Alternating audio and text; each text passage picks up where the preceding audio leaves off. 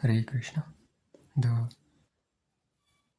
15th Shloka from the 7th chapter, Knowledge of the Absolute. Na mam dushkritino moodaha prapadyante naradhamaha maya yapah maya yapaharta gnana asuram bhavam ashritaha. Those miscreants who are grossly foolish, who are lowest among mankind, whose knowledge is stolen by illusion, and who partake of the atheistic nature of demons, do not surrender unto me. Purport. It is said in Bhagavad Gita that simply by surrendering oneself unto the lotus feet of the Supreme Personality, Krishna, one can surmount the stringent laws of material nature. At this point, a question arises. How is it that educated philosophers, scientists, businessmen, administrators, and all the leaders of ordinary men do not surrender to the lotus feet of Sri Krishna, the all powerful personality of Godhead? Mukti or liberation from the laws of material nature is sought by the leaders of mankind in different ways and with great plans and perseverance for a great many years and births. But if that liberation is possible by simply surrendering unto the lotus feet of the Supreme Personality of Godhead, then why don't these intelligent and hard-working leaders adopt this simple method? The Gita answers this question very frankly. Those really learned leaders of society like Brahma, Shiva, Kapila, the Kumaras, Manu, Vyasa, Devala, Asita, Janaka, Prahalada, Bali, and later on Madhavacharya, Ramanujacharya, Sri Chaitanya, and many others, who are faithful philosophers, politicians, educators, scientists, etc. Surrender to the lotus feet of the Supreme Person, the all powerful authority.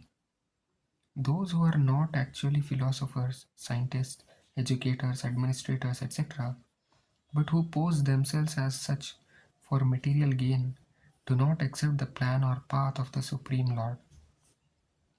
They have no idea of God. They simply manufacture their own worldly plans and consequently complicate the problems of material existence in their vain attempts to solve them. Because material energy, nature,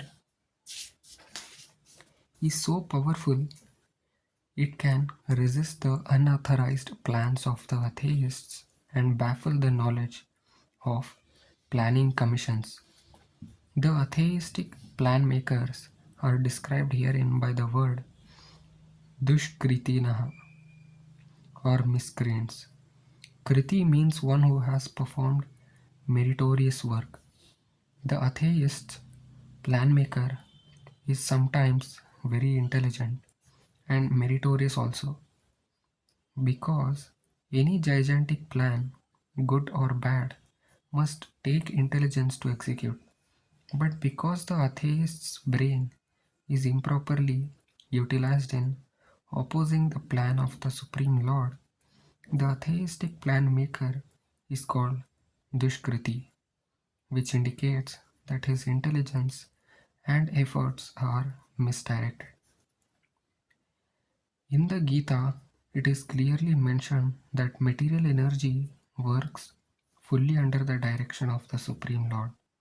It has no independent authority. It works as the shadow moves, in accordance with the movements of the object. But still, material energy is very powerful, and the atheist, due to his godless temperament, cannot know how it works, nor can he know the plan of the Supreme Lord. Under illusion and the modes of passion and ignorance, all his plans are baffled, as in the case of Hiranyakashipu and Ravana, whose plans were smashed to dust, although they were both materially learned as scientists, philosophers, administrators, and educators. These dushkritinas or miscreants are of four different patterns as outlined below. The mudhas are those who are grossly foolish, like hard-working beasts of burden. They want to enjoy the fruits of their labor by themselves and so do not want to part with them for the supreme. The typical example of the beast of burden is the ass. This humble beast is made to work very hard by his master. The ass, for the people who don't know what is ass, it is nothing but buffalo or a cow. It is certainly buffalo, right? So the ass does not really know for whom he works so hard day and night. So in this context, it can also be a donkey, right?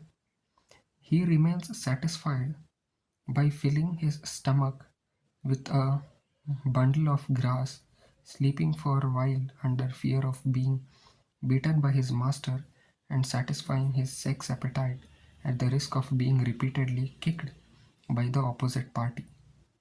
The ass sings poetry and philosophy sometimes, but this braying sound only disturbs others. This is the position of the foolish, fruity worker who does not know for whom he should work. He does not know that karma is meant for yajna. You know, Krishna has arranged this world so beautifully that every animal gives an example of how to live a life, right?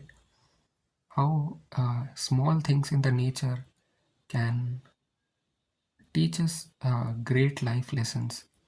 So, by mentioning the example of a buffalo or an ass, it clearly represents how a foolish person lives his life, right?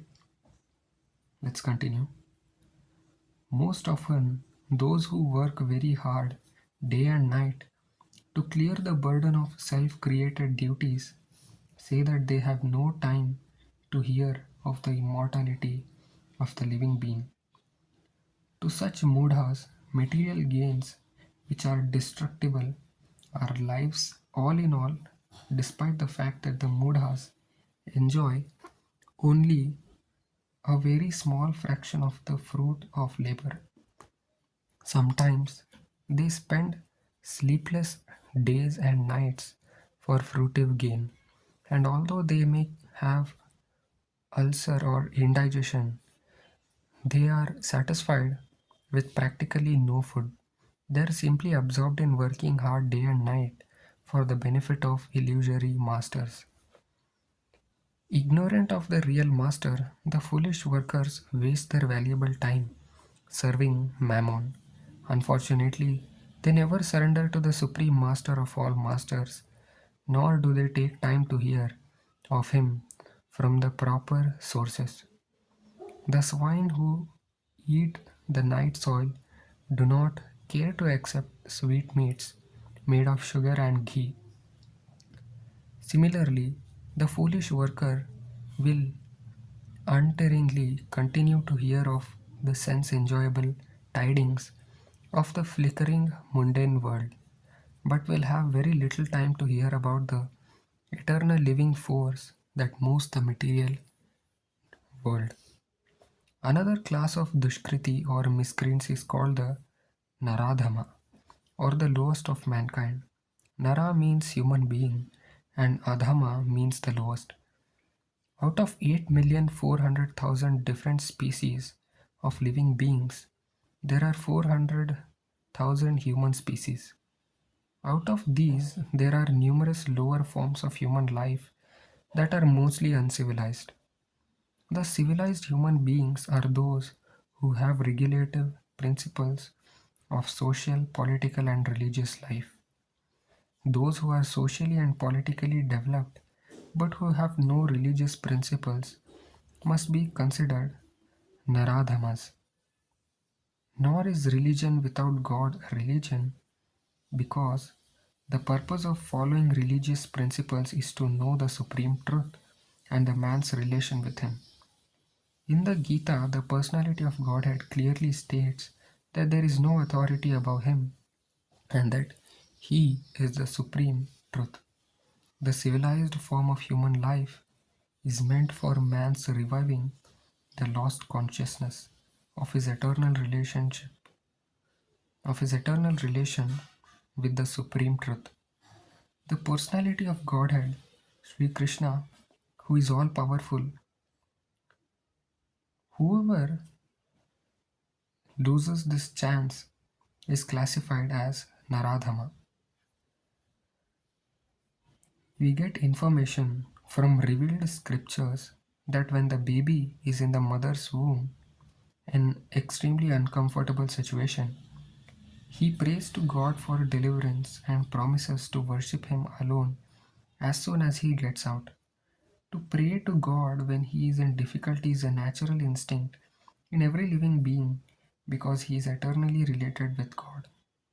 But after his deliverance, the child forgets the difficulties of birth and forgets his deliverer also, being influenced by Maya, the illusory energy.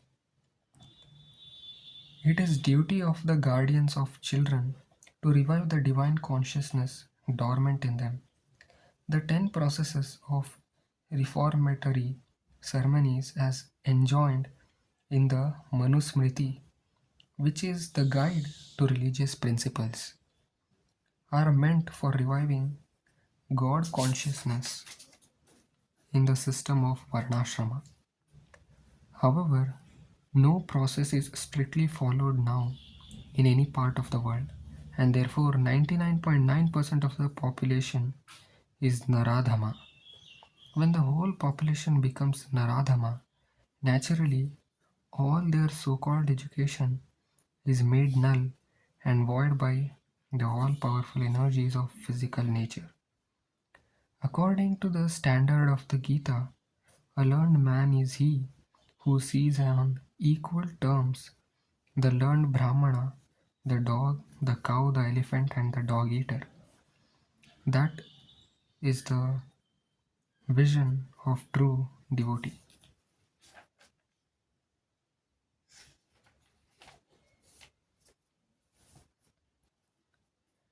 Sri Nityananda Prabhu, who is the incarnation of Godhead as Divine Master, delivered the typical Naradhamas, the brothers Jagai and Madhai, and showed how the mercy of a real devotee is bestowed upon the lowest of mankind.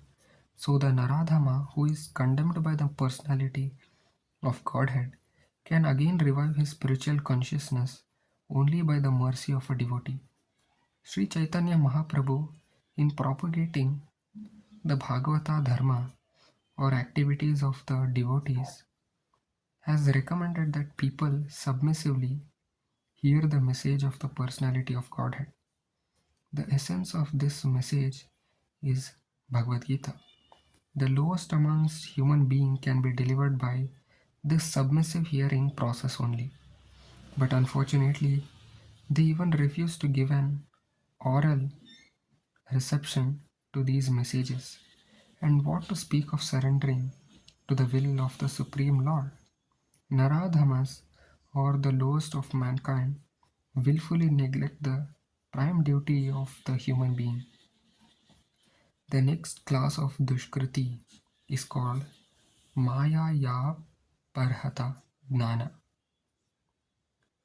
Maya Ya Parhata Gnana, or those persons who erudite knowledge has been nullified by the influence of illusory material energy. They are mostly very learned fellows, great philosophers, poets, literati, scientists, etc.